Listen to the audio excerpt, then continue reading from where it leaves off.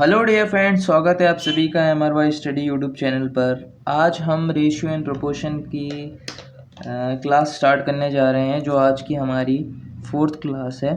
ठीक है, इसके पहले हम 3 क्लास कर चुके हैं बिजनेस मैथ्स के टॉपिक्स पर। ठीक है, अगर आपने वीडियो नहीं देखी तो लिंक डिस्क्रिप्शन में आप जाके देख लीजिए। उसके बाद आज हम रेशियो एंड प्रोपोर्शन आज हम स्टार्ट करेंगे। तो सबसे पहले बेसिक चीज़ से हम पढ़ेंगे कि रेशियो प्रोपोर्शन होता क्या है। ठीक है, बिल्कुल बेसिक से पढ़ेंगे और क्वेश्चन भी बेसिक टू एडवांस लेवल वाले क्वेश्चन हम लगाएंगे। तो सबसे पहली चीज़ तो रेशियो क्या शो करता है। जो रेशियो होता है हमारा, वो शो क्या करता है। तो रेशियो है जो वो दो क्वांटिटीज़ को शो करता है, टू क्वांटिटीज़, या फिर हम कह सकते हैं टू यूनिट्स को शो करता है, जिनकी जो मेजरिंग वैल्यू वो सेम होनी चाहिए। मेजरिंग वैल्यू सेम होनी चाहिए मतलब मेजरिंग वैल्यू से कहने का क्या तात्पर्य है, अगर वैल्यू केजी में है तो दूसरी वैल्यू भी केजी में ही होनी चाहिए, अगर वो लीटर्स में है तो दूसरी वैल्यू भी लीटर्स में होनी चाहिए। अब बात आती है कि रेशियो होता क्या है। तो रेशियो का मतलब होता है दो या दो से अधिक क्वांटिटीज़ को कंपेयर करना। कंपेयरिंग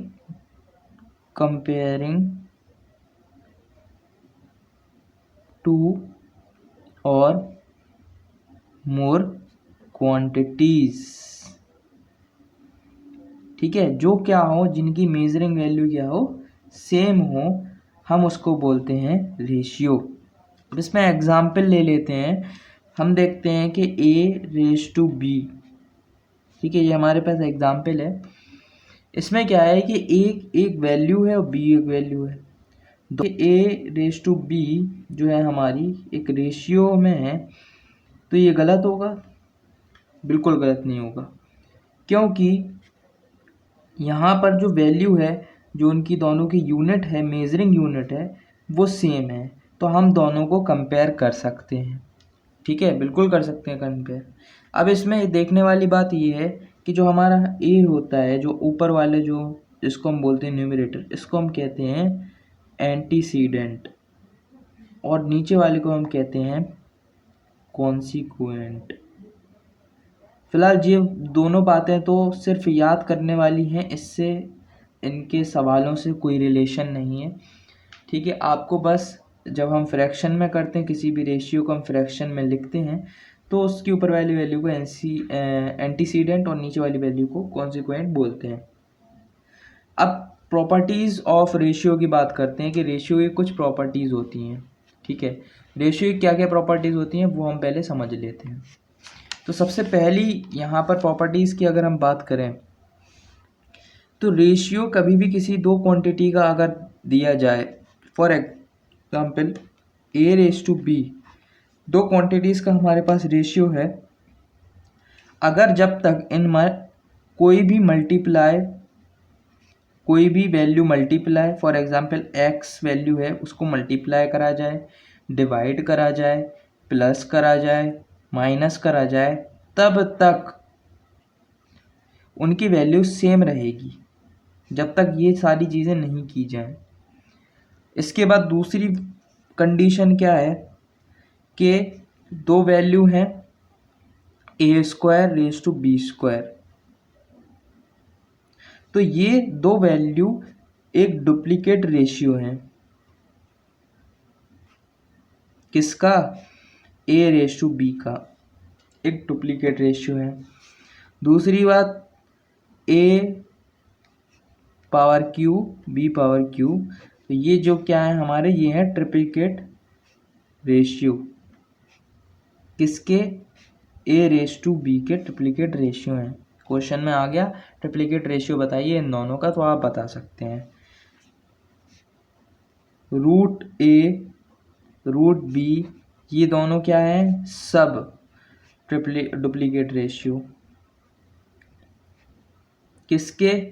A/B के। B/A क्या है?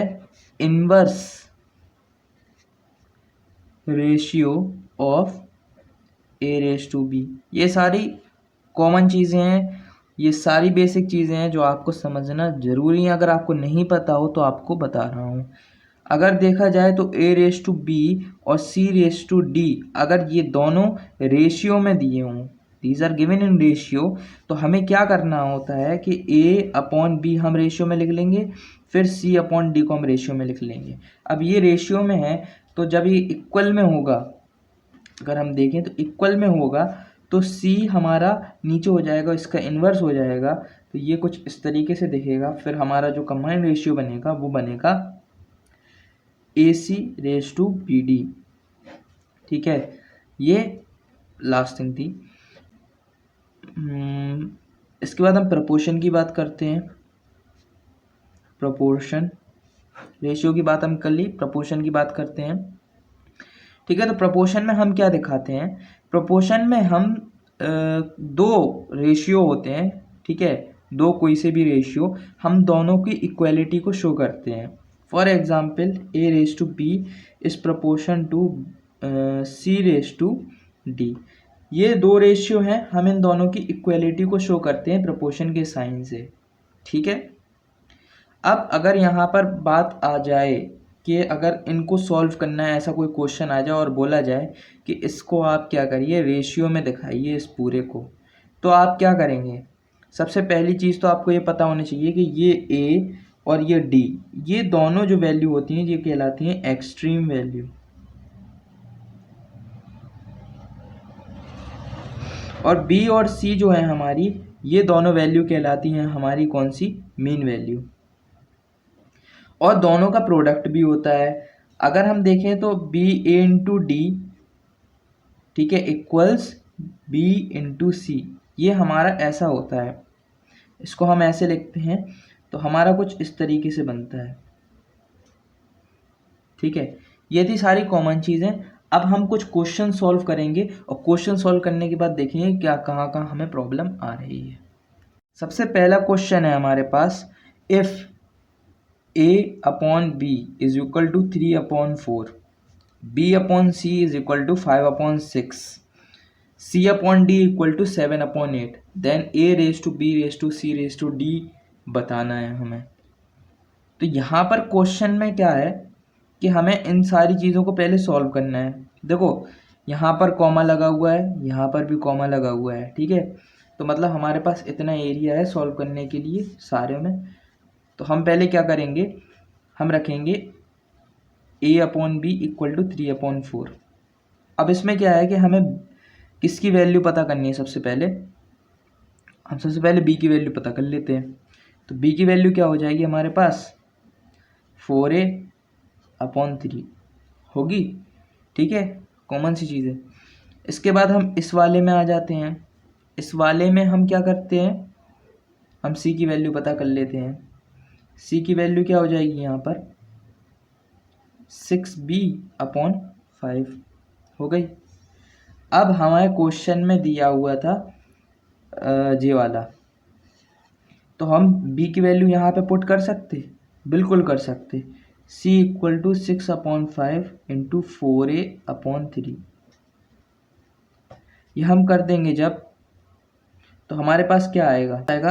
8a अपॉन 5 आ जाएगा। c की वैल्यू हमारी क्या है? 8a अपॉन 5 है।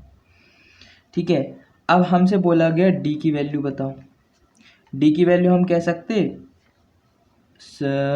8c अपॉन 7 कह सकते।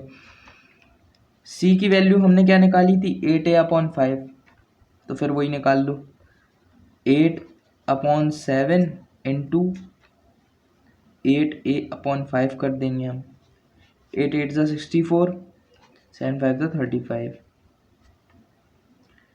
आ गया हमारे पास। अब हमें क्या करना है, हमने जो वैल्यू रखी थी a raised to b raised to c raised to d, ठीक है, हम वो जो वैल्यू हमने निकाली इनसे हम वो रख देंगे। a की वैल्यू हमारे पास क्या है? a की वैल्यू हम a ही रखेंगे। रेस टू हम b की वैल्यू क्या निकाली थी? 4a अपॉन 3, सी की वैल्यू क्या निकाली थी 8a/5, डी की वैल्यू क्या निकाली थी 64/35a। अब यहाँ पर हमें क्या करना है, हमें इनके जो डिनोमिनेटर हैं जिनको हम बोलते थे कॉन्सिक्वेंट, हमें इन्हें सेम कर देना है। हम सेम करेंगे कैसे, पहले इन सब का लेंगे एलसीएम। जब हम इन तीनों का एलसीएम लेंगे तो हमारे पास एलसीएम कितना आएगा 105। जब 105 आएगा तो हम इनको देखेंगे कि 105 कैसे आ रहा, तो हम ऊपर वाली वैल्यूज़ इनमें मल्टीप्लाई कर देंगे जैसा हम करते हैं, ठीक है, उतना ही हम मल्टीप्लाई कर देंगे। तो हमारे पास जो निकल कर आएगा वो कितना आएगा 105 raised to 140 raised to 168, 168 raised to 192, ये हमारे पास निकल के आएगा। ठीक है, तो यहाँ पर ऑप्शन में है हमारे पास ये वाला, ये हमारा करेक्ट आंसर हो जाएगा। अगला क्वेश्चन है कि what is the ratio of 80 पैसे एंड ₹5। तो बताना है हमें रेशियो 80 पैसे। तो सबसे पहले तो ₹5 जो होते हैं हमारे, एक 1 रुपीज़ में हमारे 100 पैसे होते हैं। तो 5 में 100 मल्टीप्लाई कर देंगे तो कितने हो जाएंगे 500 पैसे। अब रेशियो निकालना है हमें, 80 दिया हुआ है 80 पैसे, अपॉन में 500 रख दो, आंसर आ जाएगा कितना, ये 4 से चला जाएगा, ये 25 से चला जाएगा, 4:25 हमारा यहाँ पर आंसर आ जाएगा।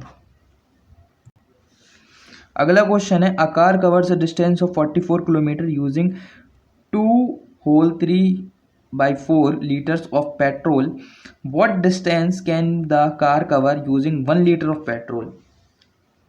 ठीक है, तो यहाँ पर सबसे पहली चीज़ क्या दी हुई है कि 2 होल 3/4 इक्वल्स 44 किलोमीटर पेट्रोल वो चला रहा है। अब हम इसको पूरा होल से उसमें ले आते हैं फ्रैक्शन में।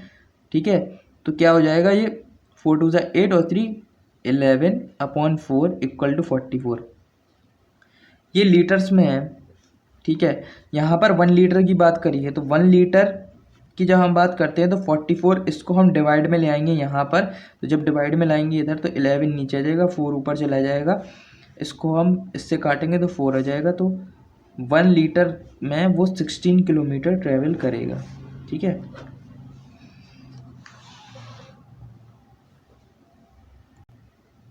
अगला क्वेश्चन है ₹180 contained in a box consist of ₹1, 50 पैसे and 25 पैसे coins in the ratio 2:3:4. What is the number of 50 पैसे coin? ठीक है, 180 रुपये एक बॉक्स में है जिसमें ₹1, 50 पैसे 25 पैसे कॉइन्स हैं, रेशियो दिया हुआ है इनका 2:3:4। What is the number of 50 पैसे कॉइन्स, 50 पैसे कॉइन्स का रेशियो क्या है। ठीक है, तो 1 रुपी है, तो 1 रुपी कितने होते हैं 100 पैसे होते हैं, 1 रुपी 100 पैसे होते हैं। इसका रेशियो कितने से होगा 50 पैसे से, फिर इसका रेशियो कितने से 25 पैसे से। इनका रेशियो हमारे पास कितना दिया हुआ है 2:3:4। ठीक है, दिया हुआ है। अब हम इसको लिख लेंगे, इसको हम 2x मान लेंगे। ठीक है, 2x, इसको हम 2x मान लेंगे, फिर इसको मान लेंगे 3x और इसको मान लेंगे 4x। ठीक है, अब ये रेशियो को हम ये 100 पैसे हैं इससे मल्टीप्लाई करेंगे। ठीक है, तो हमारे पास पता चलेगा कि हमारे पास कितने हैं, कितने रेशियो में हैं। 2x into 100 plus 3x into 50 plus 4x into 25 जब हम करेंगे तो हमारे पास टोटल कितना आ रहा था 180 इंटू 100। ठीक है, 180 इंटू 100 क्यों करा, क्योंकि यहाँ पर हमें पैसे की बात हो रही थी। 1 पैसे इक्वल टू कितना होता है 1 रुपीज़, 1 रुपीज़ इक्वल टू 100 पैसे होता है। तो 1 रुपीज़ इक्वल टू 100 पैसे है, तो 180 यहाँ से मल्टीप्लाई हो जाएगा। ठीक है, अब हम इसको सॉल्व कर लेते हैं। तो यहाँ पर क्या हो जाएगा हमारा 200x प्लस 150x प्लस ये इससे मल्टीप्लाई होगा तो ये हो जाएगा 100x। अब इसको हम ले लेते हैं। ठीक है, 5 ये हो जाएगा हमारा 4, x equal to 180 into 100, X इधर रहेगा हमारा 180 इंटू 100 अपॉन में 150 यहाँ चला जाएगा, 0 से 0 कैंसिल हो जाएगा यहाँ पर हमारा, फिर ये 20 से चला जाएगा और ये 9 से चला जाएगा, 5 से चला जाएगा, फिर ये चला जाएगा हमारा 2 से। तो x की वैल्यू हमारे पास कितनी आ रही है, 2 2 40। अब हमें x की वैल्यू पता चल गई 40। अब पूछा गया है द नंबर ऑफ 50 पैसे कॉइन। 50 पैसे कॉइन्स का जो रेशियो था वो कितना था, 3। तो 3x हमने उसको माना था, तो 3x की वैल्यू क्या हो गई, 3 × 40 = 120। ठीक है, 120 है, तो 120 हमारा आंसर हो जाएगा। ठीक है, सिंपल है। अगला क्वेश्चन है the monthly salary of A B C are in the ratio of 2:3:5 if C's monthly salary is ₹1200 more than that of A, then B's annual salary is. ठीक है, हमें बताया गया है कि ए बी और सी की जो सैलरी है वो हमारे पास रेशियो में दी गई है 2:3:5। सी की सैलरी दी हुई है 1200 रुपये monthly, more than that of a, मतलब कि सी की सैलरी क्या है, 1200 रुपये ए से ज़्यादा है। Then B annual salary more than that of A, then B's annual salary. ठीक है, तो यहाँ पर सबसे पहले हम क्या करेंगे, लेट ए बी सी की सैलरी क्या हो जाएगी हमारी, 2x 3x और 5x। ठीक है जी, हमारे पास 2:3, तो हम इनको लेट कर लेंगे, 2x 3x और 5x।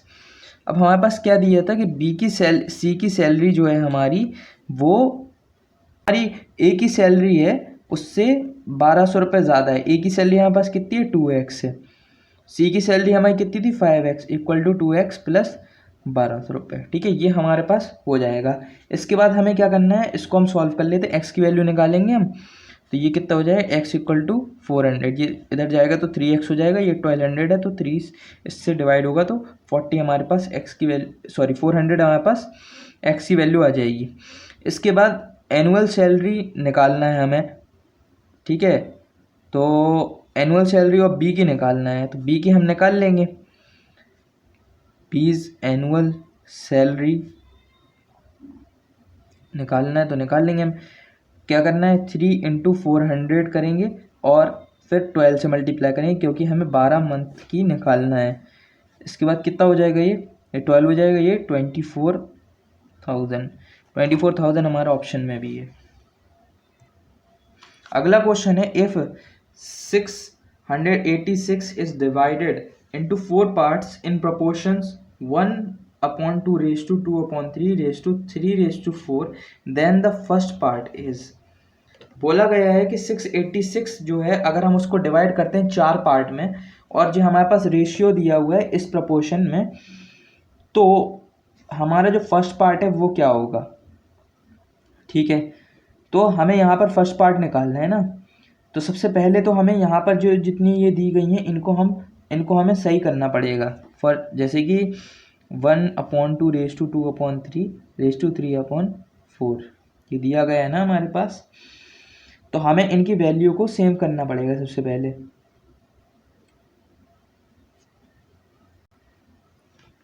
इनकी वैल्यू को हमें सेम करना पड़ेगा, तो हमने फॉर्मूला बताया था। सबसे पहले तो यहाँ पर 3 है तो यहाँ नीचे 1 कर देंगे हम, यहाँ 4 है तो नीचे 1 कर देंगे। अब इन तीनों का एलसीएम लेंगे हम।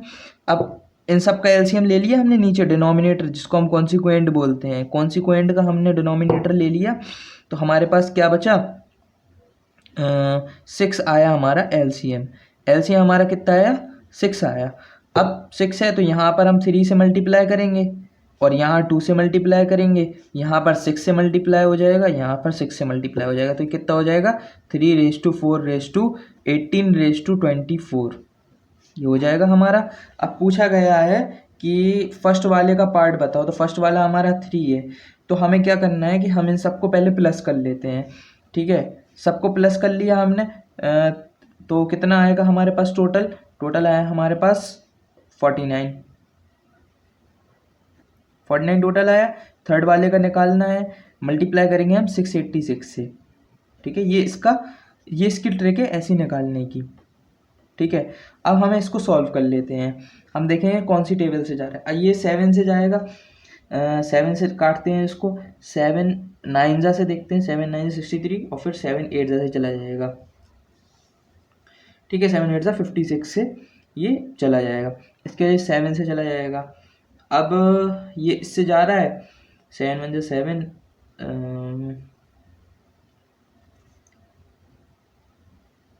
7 9 63 चला जाएगा ये, और ये 8 इससे हो जाएगा। फिर ये 7 से काटेंगे हम इसको, तो 7 वन 7 और फिर 4 से जाएगा, ठीक है। फिर 4 से मल्टीप्लाई करेंगे तो 42 हमारा आंसर आएगा यहाँ पर, 42 ऑप्शन में भी है। Lata makes 20 kg paneer at home and sells it every morning. From 1 liter of milk, she makes 200 gram of paneer. The cost of a liter of milk is rupees 40. How much money does she spend in procuring milk every day? लता है, लता ने 20 KG paneer खरीदा, 20 KG paneer बनाती है, वो खरीदा नहीं, 20 KG paneer बनाती है और सेल करती है। हर मॉर्निंग वो 1 लीटर दूध लेती है और फिर उससे 200 ग्राम पनीर बनाती है। उसको 1 लीटर दूध का कॉस्ट पड़ता है 40 रुपये। How much money does she spend in procuring milk every day?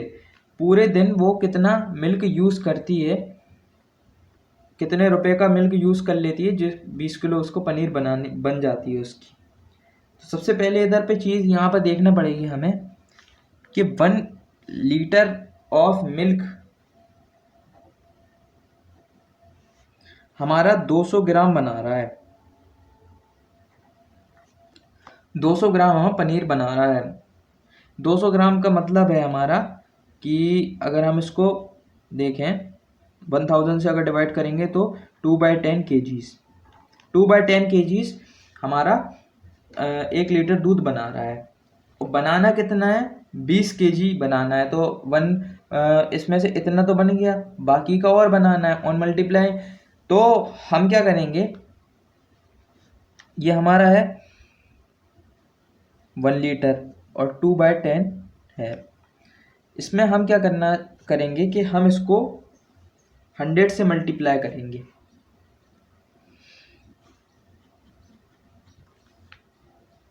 दोनों साइड।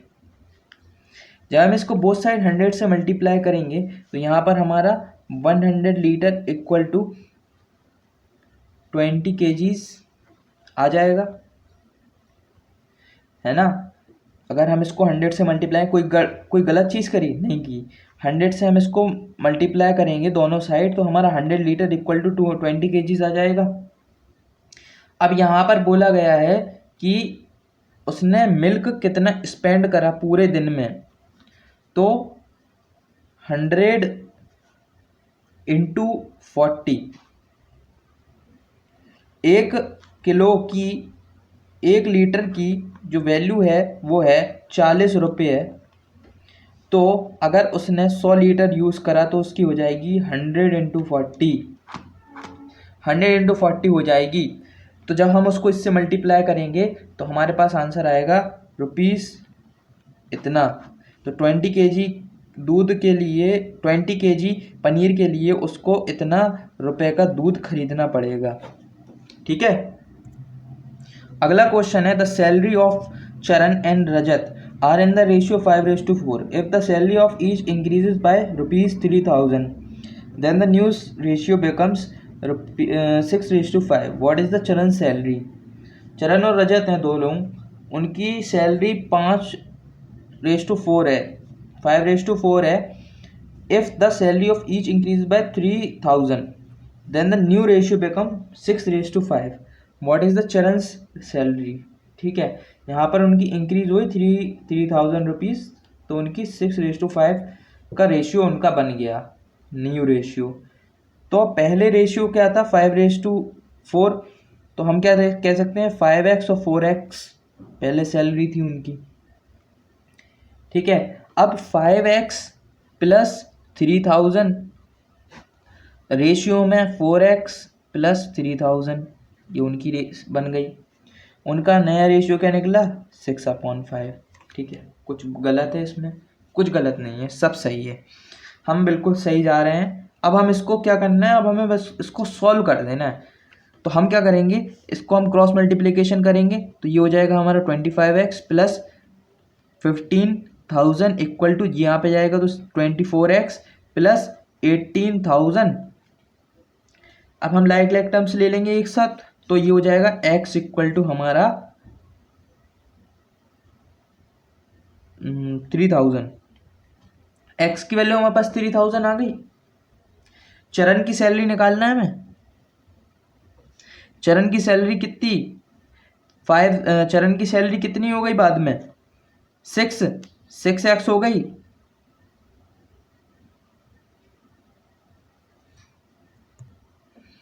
मैं बाद की नहीं पूछ रही है, पहले कितनी सैलरी थी 5x, 5 इंटू 3000। क्यों? क्योंकि हमने इसको 5x माना था, 5x माना था, इसलिए 3000 इसमें मल्टीप्लाई होगा, x की वैल्यू 3000 कितना हो जाएगा 15,000। 15,000 चरण की सैलरी है। अगला क्वेश्चन है A and B have monthly income in the ratio 5:6 and monthly expenditure in the ratio 3:4। A और बी की जो सैलरी मंथली इनकम है जो वो 5:6 है और उनका मंथली एक्सपेंडिचर 3:4 है। If they have saving 1800 and 1600 respectively, अगर 1800 और 1600 दोनों की सेविंग है तो find the monthly income of B. तो हमें मंथली इनकम बताना है बी की। बहुत सिंपल क्वेश्चन है। देखो इनकम का रेशियो हमारे पास कितना दिया हुआ है 5:6। एक्सपेंडिचर का कितना दिया हुआ है हमारे पास 3:4। ठीक है, अब हमें क्या करना है, हम इन दोनों को 6x और 5x और 6x मान सकते और इन दोनों को हम 3y और 4y मान सकते। ठीक है, अब हमें करना क्या है कि 5x माइनस 3y ये हमारी इनकम है, इनकम में से हम एक्सपेंडिचर माइनस करेंगे। हमारा से ये फॉर्मूला होता है, आपको याद करना है, income equal to expenditure plus saving होती है हमारी। तो जब हम इनकम में से एक्सपेंडिचर माइनस करेंगे तो हमारी सेविंग निकल आएगी। ठीक है, ये फॉर्मूला है। इसके बाद हम क्या करेंगे 5x जो हमारी इनकम है और 3y हमारा जो एक्सपेंडिचर है उसको हम इक्वल करेंगे तो हमारा 1800 आ रहा था। और जब हम दूसरे की बी की देख रहे हैं तो यहाँ पर हमारा 6x माइनस 4y हो जाएगा, तो ये हमारा हो जाएगा 1600।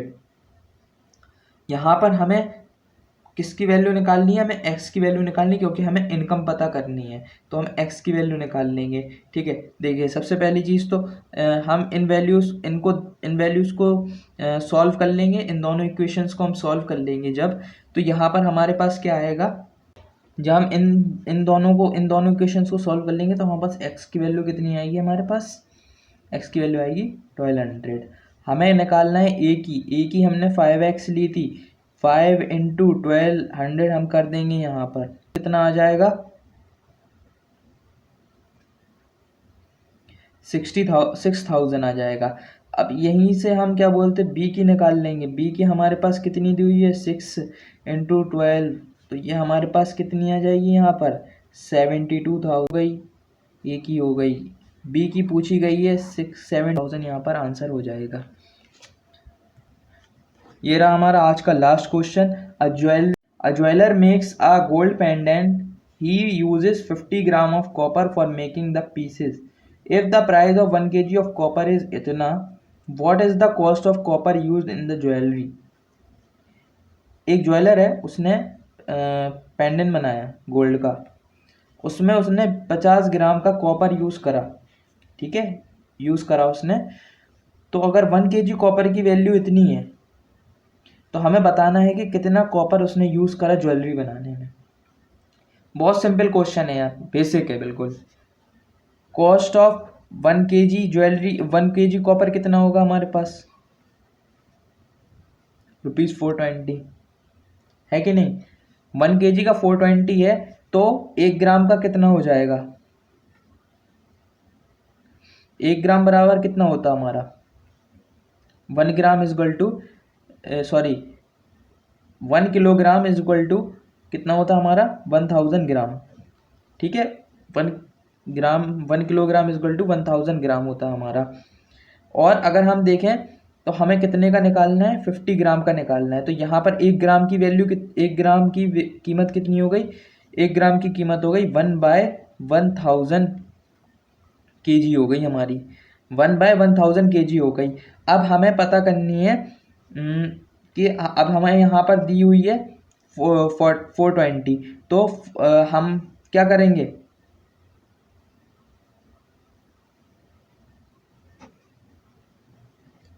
ठीक है, समझ गए।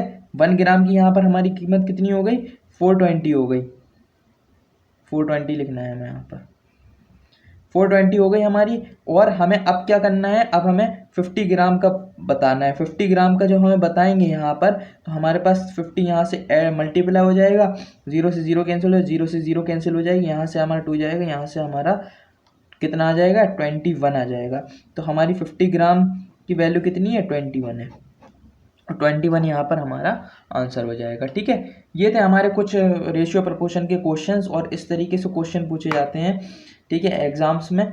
और अगर इससे और जुड़े क्वेश्चंस मुझे मिलते हैं तो मैं आपको ज़रूर बताऊंगा। और अगर आपने वीडियो को अभी तक लाइक नहीं करा तो लाइक कर दें, और चैनल को अभी तक सब्सक्राइब नहीं करा तो चैनल को सब्सक्राइब कर दें। और बाकी वीडियोज़ नहीं देखी तो लिंक डिस्क्रिप्शन में आप जाके देख सकते हैं। Thank you everybody and have a nice